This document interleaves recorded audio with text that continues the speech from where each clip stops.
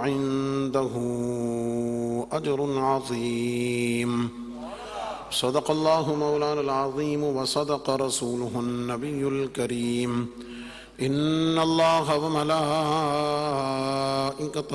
يصلون على النبي يا أيها الذين آمنوا صلوا عليه وسلموا تسليما. والصلاة والسلام عليك يا سيدي يا رسول الله وعلى آلك وأصحابك يا حبيب الله. والصلاة والسلام عليك يا خاتم النبيين وعلى آلك وأصحابك يا شفيع المذنبين.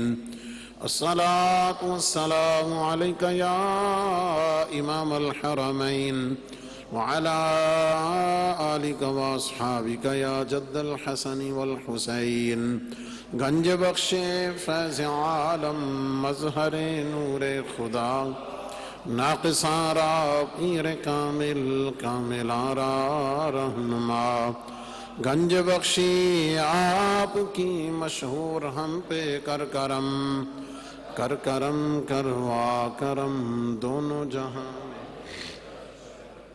اللہ رب العزت کی بے حد و بے حساب حمد و ثناء اور اس کے محبوب کریم رؤوف الرحیم صلی اللہ علیہ وسلم کی بارگاہ میں نذرانہ درود و سلام عرض کرنے کے بعد جملہ سامعین و حاضرین، بزرگوں، دوستوں، عزیزان قدر،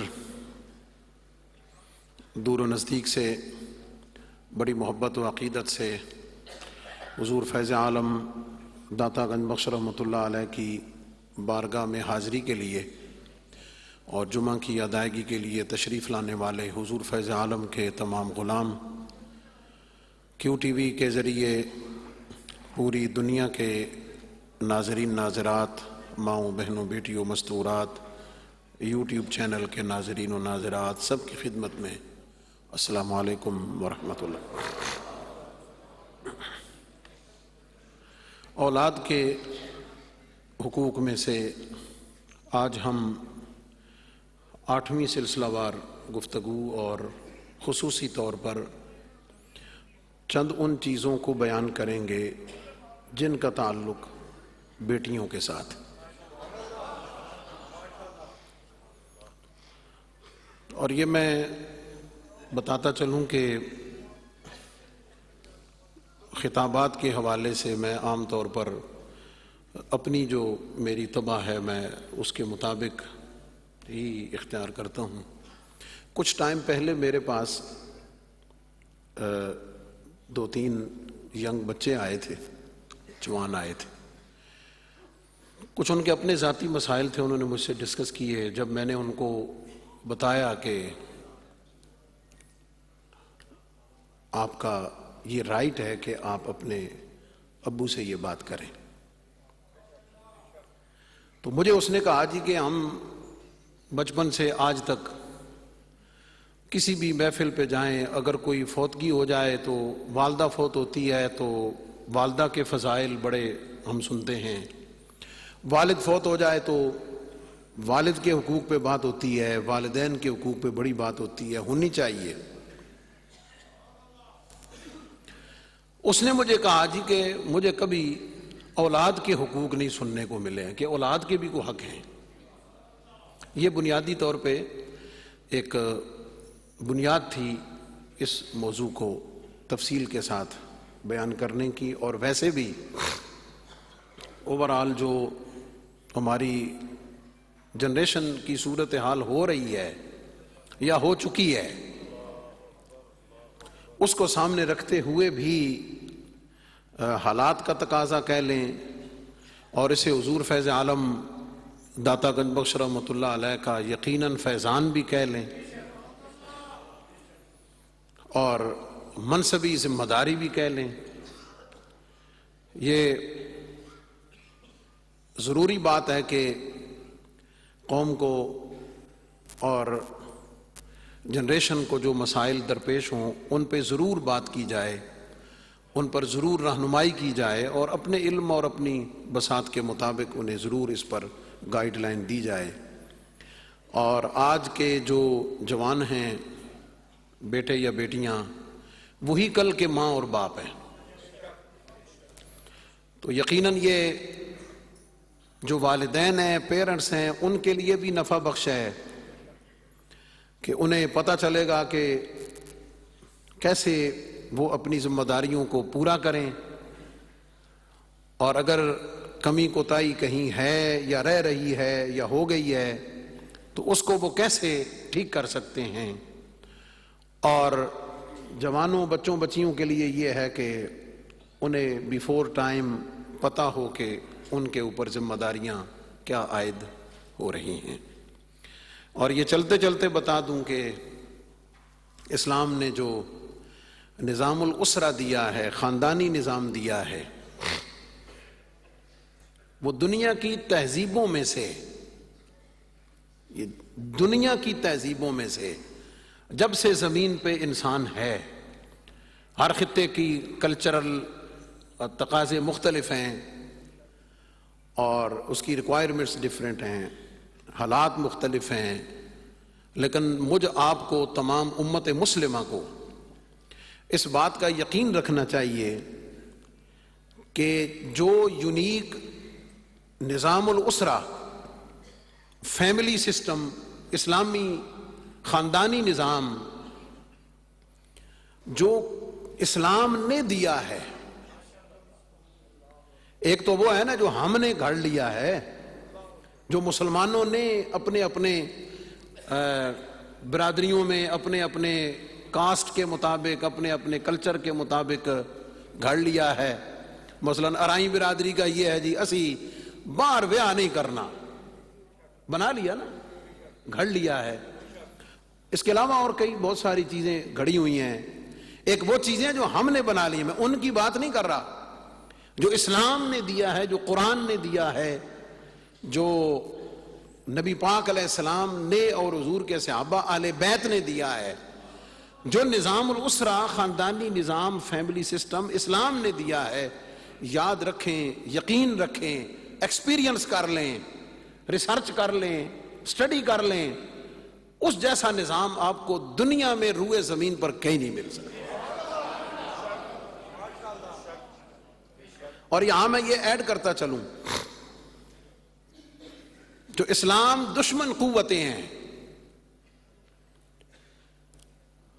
اسلام دشمن قوتیں، وہ یہود و نصارہ ہوں، وہ ہندو ہوں، وہ کسی بھی مذہب کے لوگ ہوں، کسی بھی کلچر کے لوگ ہوں، آلموسٹ انہوں نے ہر چیز کو ڈیمیج کر دیا ہے،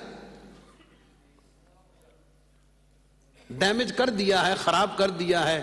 اعتقادی نظام کو خراب کیا کہ مختلف فرقوں میں بانٹ دیا ہے. ایمانیات اور اعتقادیات میں، یعنی آج سے 200 سال پہلے سے پیچھے چلے جائیں تو اس وقت مذہبی منافرت اور مذہبی فرقہ بندی کی یہ صورتحال نہیں تھی، اور اس سے پہلے جو مختلف مسالک یا فرقے موجود تھے ان کے اندر بار صورت انسانی احترام موجود تھا. انہیں پتا تھا کہ یہ دوسرے اسکول آف تھاٹ سے ہے، انہیں پتا تھا کہ یہ اہل تشیع کا جلوس جا رہا ہے، پتا تھا انہیں کہ عقیدہ ان کا اور ہے، لیکن سبیلیں لگانے والے اہل سنت ہوتے تھے. بات سمجھ گئے؟ اور انہیں بھی پتا ہوتا تھا کہ اب ہم اہل سنت کی مسجد کے پاس سے گزر رہے ہیں تو ہم نے چپ کر کے گزر جانا ہے. Both sided.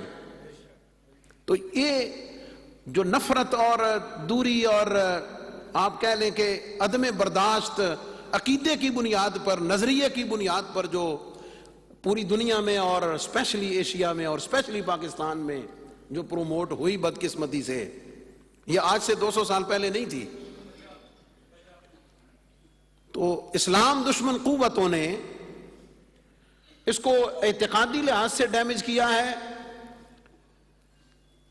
پورا سسٹم ڈیمیج کیا، ایجوکیشنلی تعلیمی نظام کو ڈیمیج کر دیا ہے.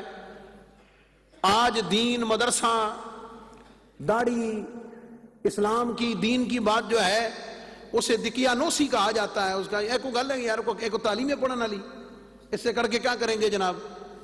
یہ اس کے پیچھے پوری ایک ہسٹری ہے، پوری غیر مسلم قوتوں کا اس میں پورا پلاننگ ہے، فنڈنگ ہے، بہت کچھ ہے اس کے پیچھے، اس کو ڈیمیج کر دیا ہے، اکانومی کو انہوں نے برباد کر دیا ہے۔ ملک ہمارا ہے، ملک ہمارا ہے، محنت ہم اور آپ کرتے ہیں، پالیسیاں کہیں اور بنتی ہیں۔ حکومتیں چاہنے کے باوجود کہ ہماری عوام کو ریلیف ملے، مہنگائی کنٹرول ہو، قیمتیں نہ بڑھیں، وہ چاہنے کے باوجود بھی ان کی کنپٹی پہ آئی ایم ایف ہو یا کوئی بھی ادارہ ہو، وہ رکھی ہوئی ہے پسٹل کے جناب ہے کرو گے تو اور لبنا۔ تو کیا مطلب ہے؟ اس کو بھی کنٹرول کر لیا گیا ہے۔ پولیٹیکلی دیکھ لیں آپ کیا صورتحال ہے، مذہبی لے لیں، ہر چیز کو ڈیمیج کر دیا ہے۔ اس وقت کم ٹو دا پوائنٹ، اس وقت پوری دنیا میں اسلام دشمن قوتوں کی ہٹ کے اوپر جو چیز ہے نا، ہٹ کے اوپر، وہ مسلمانوں کا فیملی سسٹم ہے، خاندانی نظام ہے۔ اس کو کس طرح ڈیمیج کرنا ہے؟ اور میں اگلی بات آپ کو پوری دنیا بھی سنتی ہے کیو ٹی وی کی برکت کے ساتھ، کافروں نے جن چیزوں کا ایکسپیرینس کیا 20 سال 30 سال 50 سال انہوں نے وہ کام کیا، پھر انہوں نے اس کے نقصانات دیکھے، پھر اس کے نقصانات دیکھے، پھر اس کی بربادی جب انہوں نے ریئلائز کر لی نا فزیکلی طور پہ، پھر انہوں نے کنٹرول کر لیا کہ جناب نہیں، یہ تو بہت غلط بات ہے جناب، یہ تو نہیں ہونی چاہیے۔ اور وہ واپس آ رہے ہیں 50-100 سال کے بعد، وہ ان چیزوں میں واپس آ رہے ہیں، وہ چیزیں جو آج سے 50-100 سال پہلے یا اس سے پہلے اسلام نے ہمیں پہلے دی ہوئی ہیں، ٹھیک ہے؟ اور ہم عمومی طور پہ ہماری جو جنریشن ہے یا عمومی طور پہ جو سوچ ہو گئی ہے، جن چیزوں کو انہوں نے ایکسپیرینس کر کے چھوڑ دیا ہے نا، برباد ہو کے تجربہ کر کے چھوڑ دیا ہے، ہم آج اس کو نئے سرے سے پھر بجائے سبق سیکھنے کے، بجائے اس سے باز رہنے کے، ہم اسے دوبارہ اڈاپٹ کرنے کے لیے، ایکسپیرینس کرنے کی طرف ہم دوبارہ جانے کی کوشش کر رہے ہیں۔ اس کے اوپر بہت کچھ کہا جا سکتا ہے، اس کی بہت ایگزامپل دی جا سکتی ہیں، بہت زیادہ اس کے اوپر ڈسکس کی جا سکتی ہے، لیکن ظاہر ہے میرا موضوع نہیں۔ پوائنٹ یہ ہے کہ اللہ نے ہمیں جو خاندانی نظام دیا ہے، جس میں ماں باپ بھی ہے، توجہ ہے جناب، جس میں ماں باپ بھی ہیں، جس میں ساس سسر بھی ہے، جس میں نند ندوئی بھی ہے، دیور دیورانی بھی ہے، پھوپھی بھی ہے، خالہ بھی ہے، ماموں بھی ہے، یہ سارے رشتے اس کے اندر موجود ہیں، چاچا بھی ہے، تایا بھی ہے، چاچی بھی ہے، تائی بھی ہے، یہ سارے، یہ نظام الاسرہ ہے، یہ پورا سسٹم ہے، یہ جوائنٹ چیزیں ہیں، یہ رشتوں کی پہچان، یہ خوشی غمی میں گیدرنگ، ایک دوسرے کی غم گساری، ایک دوسرے کا حال احوال، یہ ساری چیزیں یہ آج کفر کے نشانے پر ہیں، کفر کے نشانے پر ہیں۔ اور اس طریقے سے وار ہوتا ہے کہ عام بندے کو تو سمجھ نہیں لگتی ہے، عام بندہ تو اس کو گیس ہی نہیں کر سکتا کہ جناب یہ جو واقعہ ہوا ہے اس کے پیچھے سازش کیا ہے اور اس کے پیچھے چال کیا ہے۔ لیکن ان ساری چیزوں سے بچنے کا ایک ہی حل ہے، ان ساری چیزوں سے بچنے کا ایک ہی حل ہے، وہ صرف یہ ہے کہ نبی پاک صاحب الاولاق صلی اللہ علیہ وسلم آپ کے دین کو مضبوطی سے تھام لیا، خط۔ اس کے علاوہ بچت کسی چیز میں نہیں، یقین رکھیں۔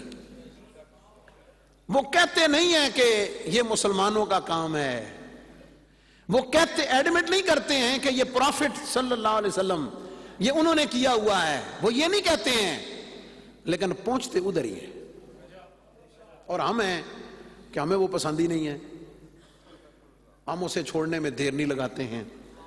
تو بچت، فلاح، کامیابی، نجات، سکون، اطمینان قلبی، روحانی، جسمانی، دنیا کا، بڑھاپے کا، کمزوری کے ایام کا، غم کے وقت کا، محرومی کے وقت کا سہارا صرف اور صرف ایک ہے، اور وہ ہے دین مصطفیٰ صلی اللہ علیہ وسلم، اور کچھ نہیں ہے.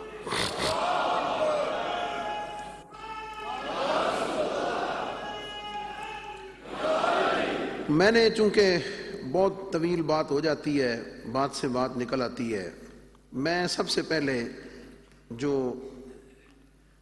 بیٹیوں کے 10 حقوق ہیں جو میں نے لسٹ کیے ہیں، میں صرف ان کے نام آپ کو بتا دیتا ہوں، پھر میں 1 بائی 1 چھوٹی چھوٹی بات کر دیتا ہوں تاکہ ہم اس کو بہت زیادہ اس کو لانگ نہ کریں. پہلا حق یہ ہے کہ بیٹی کو پیدا ہونے دیں. کوئی نہیں سمجھے؟ بیٹی کو پیدا ہونے دیں. بیٹی رحمت ہے. ایک جملہ اس پر، اگر پہلا بیٹا ہونا فخر کی بات ہوتی نا، توجہ ہے جملے میں، اے ہوندا نا جناب پہلا پتر ہونا چاہیے تھا. اب میں اگر اس پہ پورا جمعہ پڑھاؤں نا تو ہمارے معاشرے میں کیا کچھ ہے وہ آپ مجھ سے بہتر جانتے ہیں.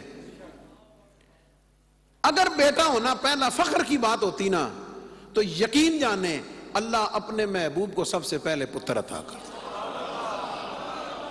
میرے پاس اس سے بڑی کوئی دلیل نہیں. اللہ نے اپنے محبوب علیہ السلام کو پہلیاں 4 بیٹیاں دی ہیں.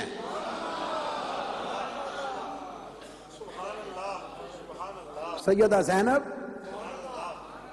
سیدہ ام کلثوم، سیدہ رقیہ اور سیدہ فاطمہ الزہرا رضی اللہ عنہ.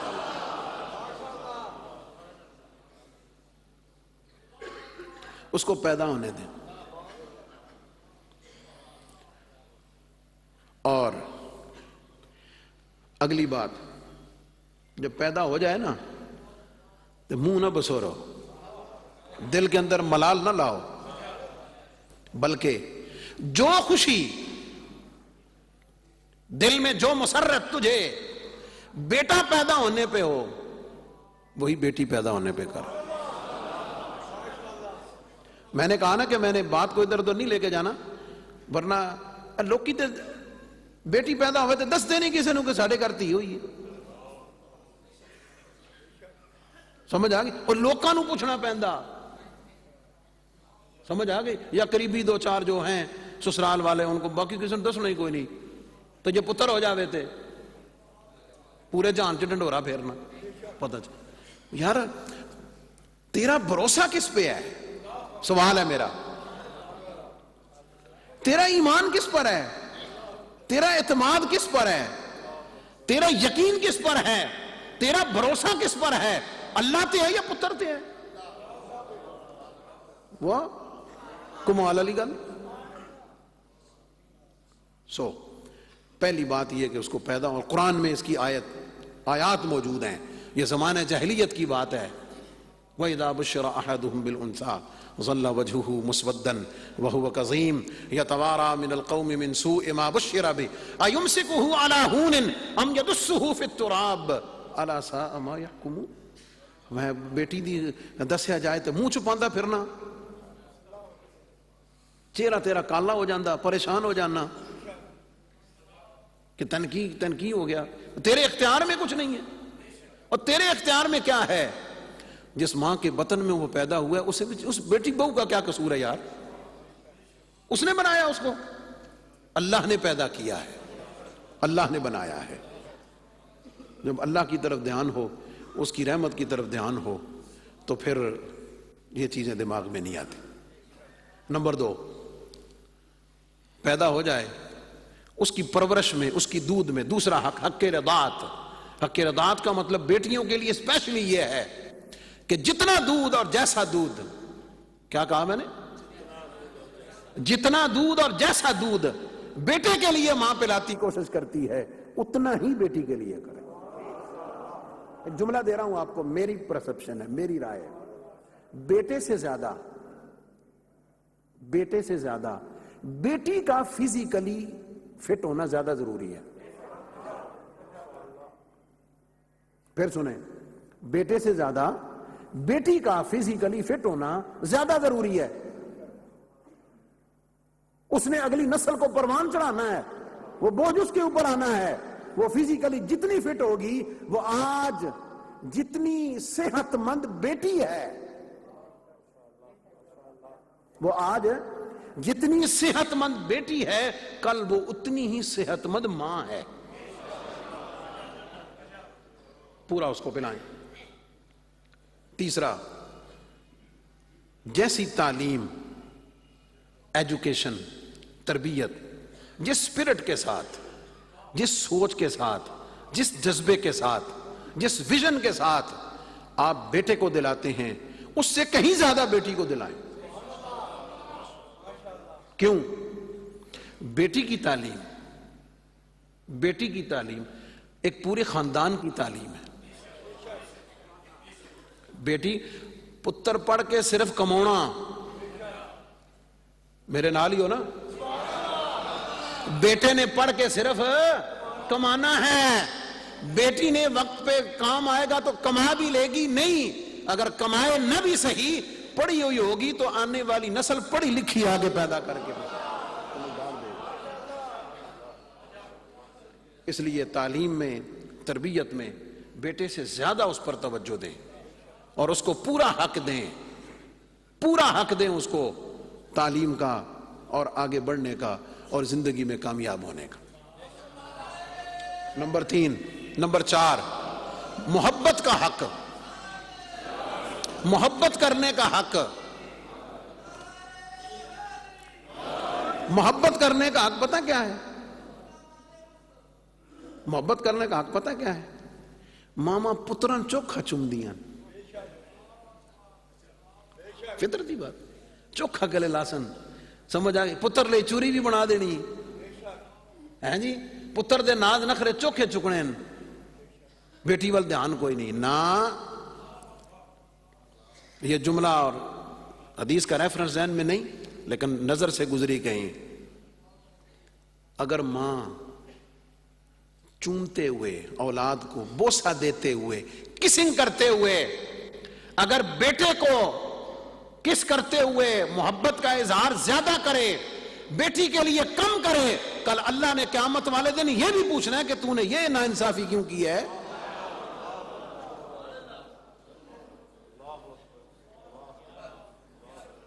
اس پر بھی پوچھ ہے. تو محبت کرنے میں، پیار کرنے میں، چمٹانے میں، شفقت کرنے میں، ان چیزوں میں بھی اتنا ہی حق دے جتنا بیٹے کو دے رہا ہے. 5واں درمیان میں ہے اور سب سے اہم ہے، اس کی تربیت میں، تعلیم میں اور اس کے کانسیپٹس کو کلیئر کرنے میں، اسے آنے والی زندگی میں کامیاب کرنے کے لیے جن جن ٹولز کی، جن جن چیزوں کی ضرورت ہے، وہ پورے کا پورا ایجوکیٹ کرے، اسے سمجھائیں، اس کو پریپیئر کریں اس کو. اس پر ایک حدیث پاک سنا کے آگے بڑھتا ہوں. نبی کریم علیہ الصلوۃ والسلام، اور اس پر مختلف حدیث ہیں، مفہوم حدیث. آقا کریم علیہ السلام نے فرمایا، اس میں ایک حدیث میں 3 بیٹیاں، ایک میں 2 ایک میں 1 ہے، کہ جس نے اپنی 2 بیٹیوں کی اچھی تربیت کی، اچھی پرورش کی اور ان کی ذمہ داری سے عہدہ برا ہوا، یعنی ان کی شادی کر کے اس کے حق کو مکمل کر دیا. نبی کریم علیہ السلام، اگر یہ سارا کام انصاف کے ساتھ، عدل کے ساتھ، محنت کے ساتھ، اخلاص کے ساتھ یہ سارا اگر کیا ہے، نبی کریم علیہ السلام نے فرمایا، یہ 2 انگلیوں کا اشارہ کر کے فرمایا قیامت والے دن وہ اور میں ایسے اکٹھے ہوں گے جیسے میرے ہاتھ کی 2 انگلیاں اکٹھی ہیں.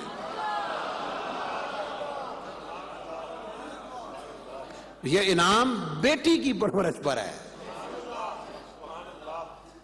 نبی پاک علیہ السلام کی خصوصی سنگت کی بشارت اور خوشخبری یہ بیٹی کی حسن تربیت پر ہے اور بیٹی کے حقوق سے کما حقہ فراغت حاصل کرنے پر ہے۔ پانچواں حق، مہر کا حق۔ یہ بیٹی کا حق ہے، بیوی کا حق ہے۔ جو حق مہر طے ہوتا ہے شادی میں، اگر رخصتی ہو گئی، وہ پورے کا پورا حق مہر، وہ کروڑ روپیہ ہو، 50,000 ہو، ویسے رکھ دیتا کوئی نہ آسی، گل سمجھ آ گئی؟ باقی ویاہ تے بھاویں لوگاں تکان لئی کروڑ روپیہ بھی لا لئیے، حق مہر کہنا ہے جناب شرعی لکھ دو 500 روپیہ۔ موضوع یہ نہیں ہے، اس پر میں بات کر بھی چکا ہوں۔ جو بھی اس کا حق مہر ہے وہ پورے کا پورا اس کی ملکیت ہے، ذاتی ملکیت میں ہے۔ معاف شاف کران والا کوئی کنسپٹ نہیں ہے گا، ہاں آپے کڑھیا اسی تے کرنا بھی نہیں چاہیے۔ بیٹیاں سنیں، اس کا حق ہے وہ لینا چاہیے۔ اور ساتھ ایڈ کر لیں، شادی کے وقت جو کچھ ماں باپ نے دیا، لاکھ کا دیا یا 10 کروڑ کا دیا، کسی بھی شیپ میں، وہ پورے کا پورا مکمل طور پر اس بیٹی کی ملکیت ہے، وہ اس کی اپنی ذاتی چیز ہے جو اس کے ماں باپ نے اس کو دی ہوئی ہے۔ اور اگر کبھی اللہ نہ کرے سیپریشن ہو جائے تو اس کے ماں باپ کو، اس لڑکی کو، وہ پورا واپس لینے کا، گن کے لین دا پورا حق واپس۔ اور ایک اچھی امینڈمنٹ ہوئی ہے حالات کی وجہ سے، میں بھی اس امینڈمنٹ میں شامل تھا اسمبلی میں، وہ یہ ہے کہ انہیں گورنمنٹ قانون بنا رہی آپ کی اویئرنیس کے لیے کہ شادی میں نکاح نامے کے ساتھ وہ جو کچھ ماں باپ نے جہیز دیا نا، اس کی لسٹ بھی لگے گی، اور گواہ دے سین ہو دیتے بھی ہونے، تاکہ کل اللہ نہ کرے حالات خراب ہو جائیں، سیپریشن ہو جائے تو وہ پورا ماں باپ اور وہ بیٹی جو ہے وہ واپس ان سے گن کے لے سکے گا دیتے ہیں۔ تو وہ پورے کا پورا جو ہے وہ بیٹی کی ملکیت ہوتا ہے، بیوی کی ملکیت ہوتا ہے۔ ساتواں حق، حق کسب۔ حق کسب کا مطلب یہ ہے کہ بیٹی کو کمانے کا بھی حق ہے۔ ہاں، سورۃ النساء کی آیت ہے، للرجال نصیب مما اکتسبوا وللنساء نصیب مما اکتسبن۔ وہ اپنا بزنس کر سکتی ہے، اپنا کاروبار کر سکتی ہے، کمائی کر سکتی ہے، اپنا الگ اکاؤنٹ کھلوا سکتی ہے، اپنی کمائی کو اپنے اکاؤنٹ میں پرسنل ڈال سکتی ہے، رکھ سکتی ہے، اپنی ذات کے لیے استعمال کر سکتی ہے۔ ہاں جی، آیا مزہ؟ یہ میں اپنی بات نہیں کر رہا، میں نے تو قرآن کی آیت پڑھی آپ کے سامنے۔ لیکن اس حق کسب میں، نوکری کے حق میں شرط کیا ہے؟ وہ کوئی ایسا کام نہیں کرے گی جو اس کی عزت کے منافی ہو، جو اس کی پرسنالٹی، اس کی شان، اس کی حرمت، اس کی عزت کے خلاف ہو۔ وہ اس کام کے کرنے میں جو اوریجنل اس کی ذمہ داری ہے بطور ماں، اس سے دستبردار نہیں ہوگی۔ وہ کرنے کے ساتھ ساتھ وہ کر سکتی ہے، آن لائن کرے، گھر میں بیٹھ کے کرے، فزیکلی کرے، وہ کوئی ایسا کام نہیں کرے گی کہ جو اس کی شان شان نہ ہو۔ اور اس کے کسے معلوم نہیں ہے؟ ام المومنین سیدہ خدیجہ الکبریٰ رضی اللہ تعالیٰ عنہ، ملکۃ العرب۔ میں نے ایک جگہ پڑھا، حضور علیہ السلام سے جب شادی ہوئی نا، تو اس زمانے میں بینک تو ہوتے نہیں تھے، تو پیسے گھروں میں رکھے جاتے تھے، اور پیسے تھے سونا یا چاندی، تو گھر میں سونے چاندی کے ڈھیر تھے، تو پورے عرب آپ دے قافلے سفر کرتے سن، اور نبی پاک علیہ السلام تو پہلی مرتبہ حضرت خدیجہ الکبریٰ کا سامان ہی لے کر تو ملک شام تشریف لے گئے تھے۔ اور اس کی بہت ایگزامپلز ہیں، بہت مثالیں اس کے اوپر آرٹیکلز ہیں، اس کے اوپر پورا کام ہے۔ اس بارے میں بھی تھوڑا جا نا ہمیں حوصلہ جگرا بتانا چاہیے، ٹھیک ہے؟ انہیں مستحکم کرنا چاہیے۔ ایک مضبوط ماں ایک مضبوط خاندان کی دلیل ہوتی ہے۔ اور آج ہمارے معاشرے میں غریب اور محتاج جو عورت اور لڑکی ہے، توجہ ہے؟ غریب اور محتاج بیوہ لڑکی ہو جائے تو پھر پتہ جی کی ہوندا، میں زبان پہ نہیں لانا چاہتا، اس لیے اپنی بیٹیوں کو اس حوالے سے بھی مستحکم کریں، مضبوط کریں، ان کو پڑھائیں، ان کو حق دیں، ان کو شعور دیں، ان کو بتائیں اسلام میں پاؤں کی جوتی کا کوئی کنسیپٹ نہیں ہے۔ ہاں، حضور علیہ السلام کی میں آپ کو مظاہر بتاؤں نا، بڑے کن کھلے ہو جان کے ہیں یہ نبی پاک علیہ السلام، سبحان اللہ۔ لیکن بات یہ ہے نا کہ اس کے لیے پھر نکلنا پڑے گا اپنی ذاتیات سے، برادری سے، نک چوں، وہ تو بھی نکلنا پڑنا نا، پھر فنا کرنا پڑے گا صرف اور صرف اللہ کے احکامات میں یا نبی کے فرمان۔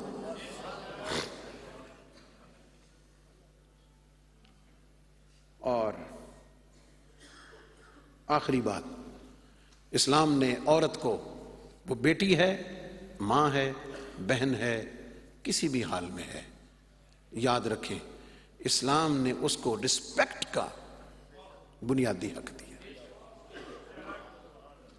تعظیم کا، تکریم کا، احترام کا بنیادی حق دیا ہے۔ بس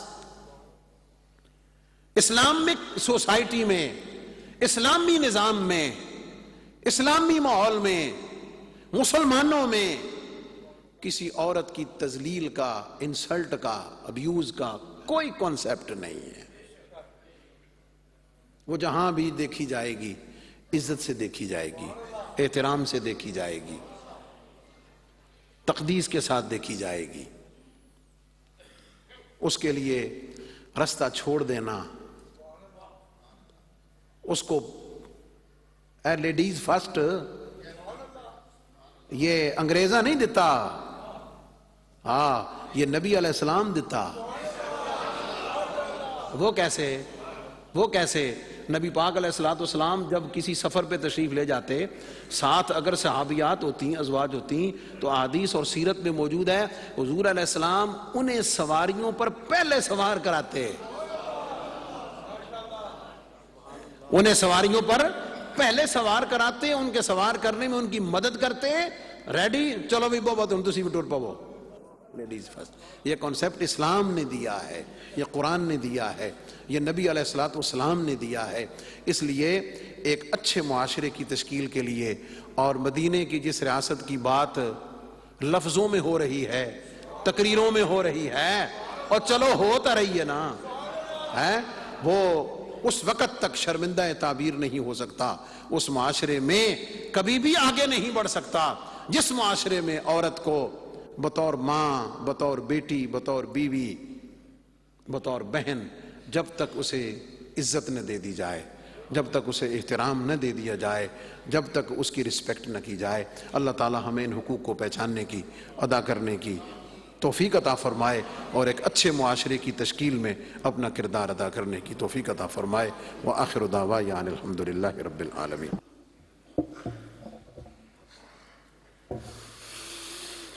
اللہ اکبر، اللہ اکبر، اللہ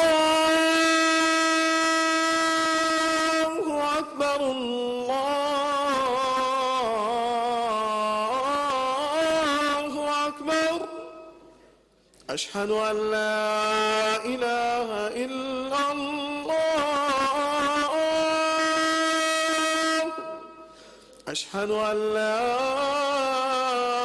الہ الا اللہ، اشہد ان محمد رسول اللہ، اشہد ان محمد رسول اللہ،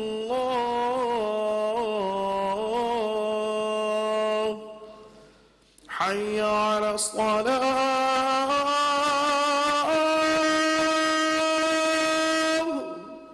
حی علی الصلاة،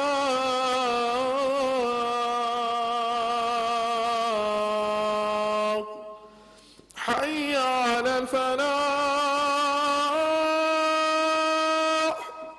حی علی الفلاح،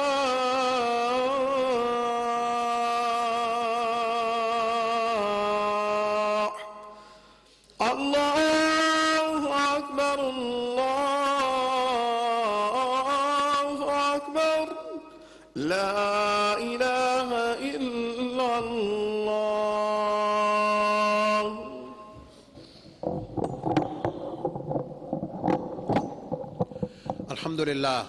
الحمد لله نحمده ونستعينه ونستغفره ونؤمن به ونتوكل عليه ونعوذ بالله من شرور أنفسنا ومن سيئات أعمالنا من يهده الله فلا مضل له ومن يضلله فلا هادي له ونشهد أن لا إله إلا الله وحده لا شريك له ونشهد أن سيدنا ومولانا محمدا عبده ورسوله أما بعد فيا أيها المؤمنون رحمنا ورحمكم الله تعالى أوصيكم ونفسي بتقوى الله عز وجل في السر والإعلان فإن التقوى سنام در الإيمان وزينوا قلوبكم بحب هذا النبي الكريم عليه أكرم الصلاة وأتم التسليم.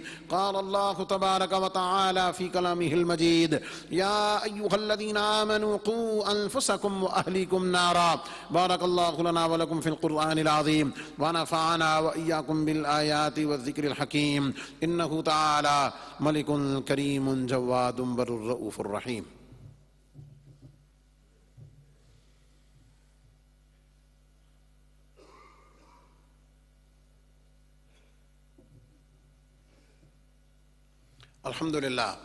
الحمد لله نحمده ونستعينه ونستغفره ونؤمن به ونتوكل عليه ونعوذ بالله من شرور أنفسنا ومن سيئات أعمالنا من يهده الله فلا مضل له ومن يضلله فلا هادي له ونشهد أن لا إله إلا الله وحده لا شريك له ونشهد أن سيدنا ومولانا محمدا عبده ورسوله. إن الله وملائكته يصلون على النبي يا أيها الذين آمنوا صلوا عليه وسلموا تسليما. صلى الله تعالى عليه وعلى آله وأصحابه وبارك وسلم أبدا لا سيما على أولهم بالتصديق أمير المؤمنين أبي بكر الصديق رضي الله تعالى عنه وعلى عادل الأصحاب أمير المؤمنين عمر بن الخطاب رضي الله تعالى عنه وعلى جامع القرآن أمير المؤمنين عثمان بن عفان رضي الله تعالى عنه وعلى أسد الله الغالب أمير المؤمنين علي بن أبي طالب كرم الله تعالى وجهه الكريم وعلى ابن الكريمين السعيدين الشهيدين والقمرين المنيرين سيدنا أبي محمد الحسن وأبي عبد الله الحسين رضي الله تعالى عنهما وعلى أمهما سيدة النساء فاطمة الزهراء رضي الله تعالى عنها وعلى سائر فلاق الأنصار والمهاجرة وعلينا معهم يا أهل التقوى وأهل المغفرة. اللهم أيد الإسلام والمسلمين اللهم انصر الإسلام والمسلمين اللهم ارحم علينا وعلى جميع المسلمين في كل مكان وألف بينهم واجمع كلمتهم عباد الله رحمكم الله. إن الله يأمر بالعدل والإحسان وإيتاء ذي القربى وينهى عن الفحشاء والمنكر والبغي يعظكم لعلكم تذكرون ولذكر الله تعالى أعلى وأولى وأعز وأجل وأتم وأهم وأعظم وأكبر والله يعلم ما تصنعون.